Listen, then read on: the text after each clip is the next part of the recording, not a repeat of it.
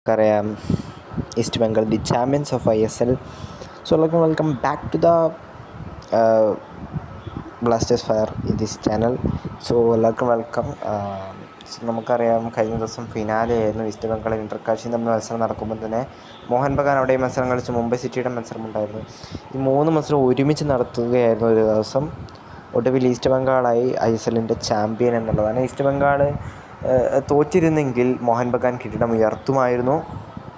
ഇപ്പോൾ എന്തായാലും East Bengal champion ആയിരിക്കുകയാണ്. ഇന്റർകാശിയെ 1-2 എന്ന സ്കോറിനാണ് പൊട്ടിച്ചത്. ജാറി 49-ാം മിനിറ്റിൽ റഷീദും ആണ് ഈസ്റ്റ് ബംഗാളിന് വേണ്ടി ഗോളടിച്ചത്. ഇന്റർകാശിക്കായിട്ട് അലൻ പ്ലാനേഴ്സാണ് ഗോളടിച്ചത് 14-ാം മിനിറ്റിൽ. സോ അലൻ പ്ലാനേഴ്സ് ഗോളടിച്ച സമയത്ത് മോഹൻ ബഗാൻ കപ്പടിക്കുന്നായിരുന്നു എല്ലാവരും കരുതിയത്. പക്ഷേ ഈസ്റ്റ് ബംഗാൾ ആണ് അടിച്ചിരിക്കുന്നത്.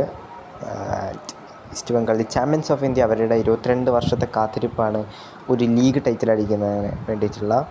ഇതിനു മുന്നേ ട്രോഫി അടിച്ചിരുന്നു.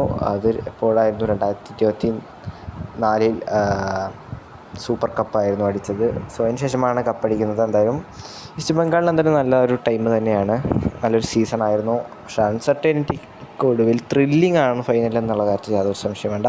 പക്ഷെ എന്തായാലും ഓവർ ഹൈപ്പുള്ള ഫൈനലൊന്നും അല്ലായിരുന്നു, നമ്മൾ നോർമൽ ISL ഉണ്ടാകുന്ന പോലെ.